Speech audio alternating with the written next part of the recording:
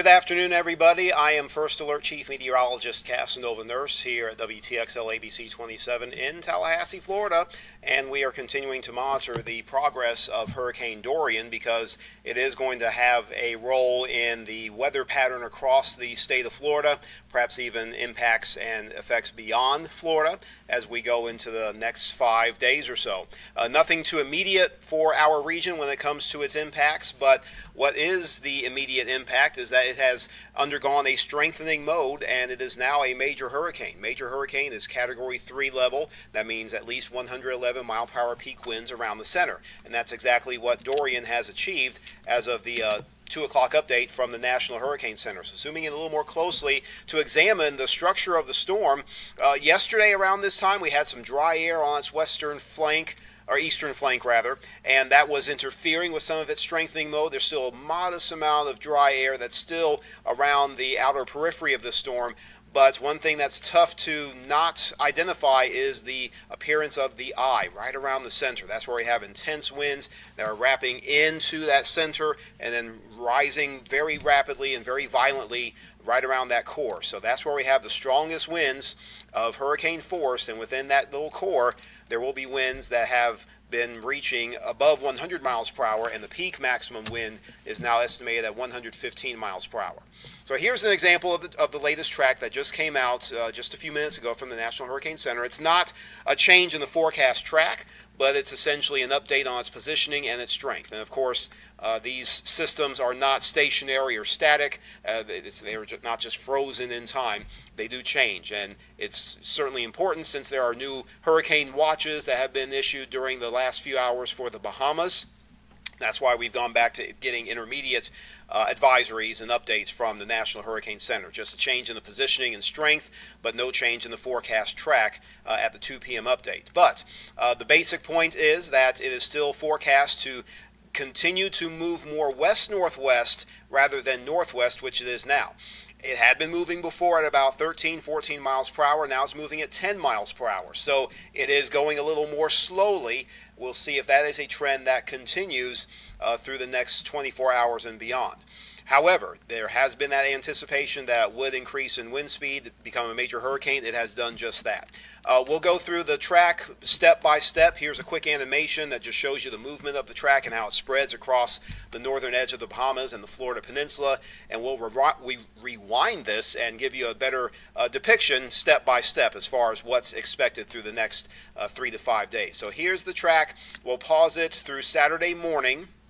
Of course, today is Friday, and sometimes it's tough to keep track of what day it is, but nonetheless, the position tomorrow, bringing it closer to the northern islands of the Bahamas, near Grand Bahama and Great Apico Island, closer to those areas in the northern edge of the Bahamas. Over the Sunday time frame, a closer approach to those same northern islands of the chain, and that will, of course, bring it closer to the state of Florida on its southeast side. The confidence has been in place for several days that a Florida impact is probable. It's not definite, but it's highly probable. Whether it's an impact with a landfall that the center passes over land somewhere in the central or southern peninsula, or maybe curves a little bit to the north, that possibility is being projected in the forecast track, or perhaps even an ongoing westerly trend before it turns north. And as we've been mentioning for the last few days, it's that critical north turn that's going to make a big difference in what kind of impacts we can have here across the state line region. Trying to adjust at least a couple of these points here on the graphic. Doesn't look like it will, but that little symbol there says Wednesday 8 a.m. And perhaps I can shift it up just a little bit so folks can see it. 75 mile per hour forecast peak winds around the center with this positioning in mind. Now, what does all this mean? What does Category 3 mean? What does major hurricane mean? Of course, that goes back to the Saffir-Simpson scale. And my mug is in the way again. I'll have to adjust this graphic. Category 3 is where it is right now, and that's that level there where the peak winds are between 111 and 130. And right now, Dorian has peak winds of 115 miles per hour. It's important to realize that within that entire cloud deck, it's not 115 mile per hour winds throughout the extent. It's only around that core And based on the latest bulletin, the hurricane force winds extend 25 miles from the center, and tropical storm force winds extend upwards of 105 miles from the center. So that is an expansion of its wind field. The next category being hidden is Category 4, which is 131 to 155, and then Category 5, the highest category in the Saffir-Simpson scale, is above 156 miles per hour. So as mentioned, hurricane watches are up for several islands of the Bahamas, especially in the central and northern side. No watches of any sort for the Florida Peninsula. That is due to change, maybe not immediately today, but I wouldn't be surprised if perhaps late tonight or even on Saturday, some of the initial watches start going up in the Florida Peninsula. It has already been moving on the western edge of that Atlantic Bermuda high, the high pressure system that came through our area, giving us the dryness that we have right here in the state line region. That's helping to force it to turn west. So that process is underway, and that's going to help to determine how far west it goes because of the movement of the high itself and the strength of it as well. And it's a factor that we've discussed a few times over the last 2 days. If the high keeps on moving out, we get a weakness that forms here, maybe a little bit of troughiness across the continent that can influence that northerly turn. And when that happens, it's very difficult to really target one specific day or one specific area for that matter, as far as where that north turn will occur. We are fairly confident that it will turn north, as systems like this try to do. They try to move generally towards the pole, the North Pole in our case. But when will that happen and where? That's the big question that still needs to be answered, and where that occurs is crucial as far as what kind of impacts. But folks within southeast Florida or the east coast of Florida, especially even from the First Coast area to the south, you'll have to be extremely on high alert because of the impacts that this could create as a landfall point. But after landfall, if landfall occurs, assuming that will, well, how does it impact us here in the Big Bend or southern Georgia?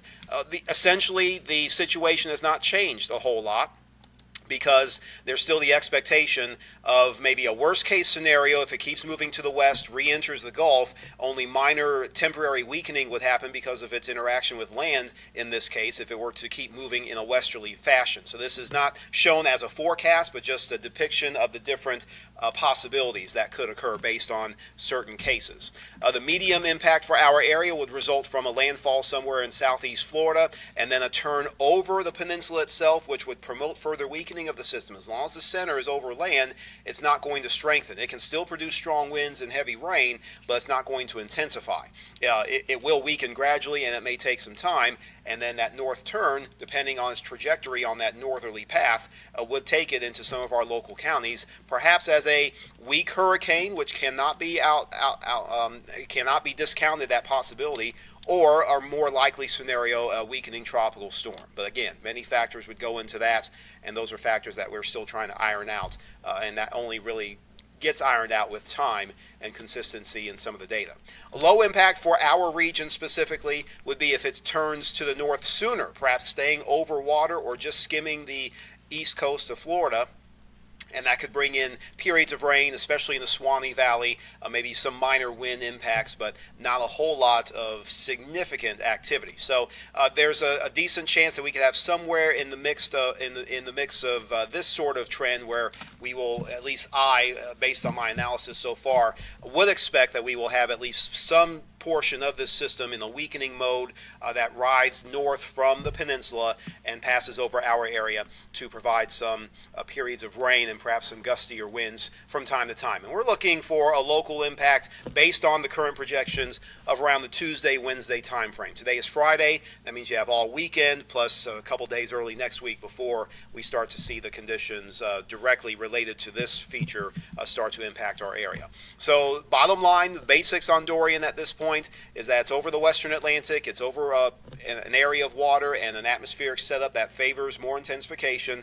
It will be near the northern Bahamas this weekend, perhaps Saturday, Sunday, and then approaching the east side of the Florida Peninsula Sunday into Monday. It will be slowing down. It is expected to continue that trend, and as it goes slower, it may prolong the strong wind impacts in the land masses that experience that, and if it moves over land, it will prolong the heavy rain. So that could lead to multiple inches and induce some significant flooding concerns. Dry air around the system has really been slacking as of the last few hours. Not a whole lot of upper level wind shear, so that's why we're seeing such an impressive structure on this storm. And the strength and the movement of that high, that's been my concern for the last couple of days, and it continues to be my concern as far as the steering forces that would drive Dorian to the west and then to the north. And just the timing of that is going to be highly critical in determining specific impacts in certain locations, including some of our own areas.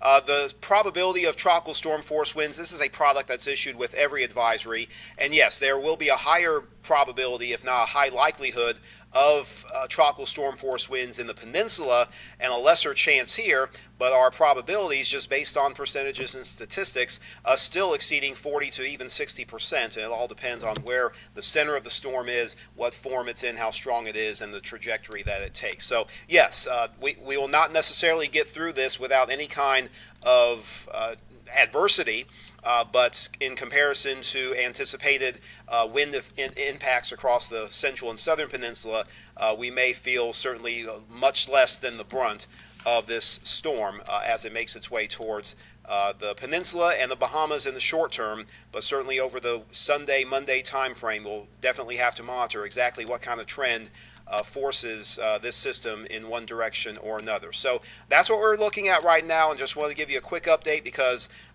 as you can imagine, as chief meteorologist or just someone within an organization trying to give you news and trying to analyze information as well, there is a lot of data I have to still go through even before 5 o'clock. So I know there are many questions, and I'll try to just glance through the list and try to address a few of those as time allows. I have maybe about 4 minutes to go.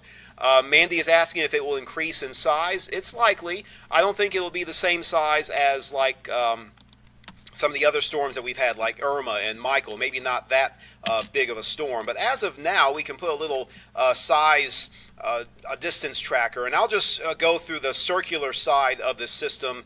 It spans about 130 miles or so, so that's fairly compact. Yes, there's banding features that would extend the overall cloud deck, but the strongest portion of that and the more symmetrical shape of that is really where it counts, and the overall stretch is about 133 miles. So if you take that and maybe overlay it on the peninsula, it would pretty much span the peninsula if you put it right in on the center part. So this would likely cover a pretty good part of the Florida landscape, just by taking how it is now and putting it on top of the state. And there is a chance that it could expand even beyond that. I don't think it will become necessarily a monstrous, 400-mile wide system necessarily. It will likely be smaller than earlier storms that we've had in the last several years. But I do anticipate that the overall diameter, the overall size of the system will begin to increase.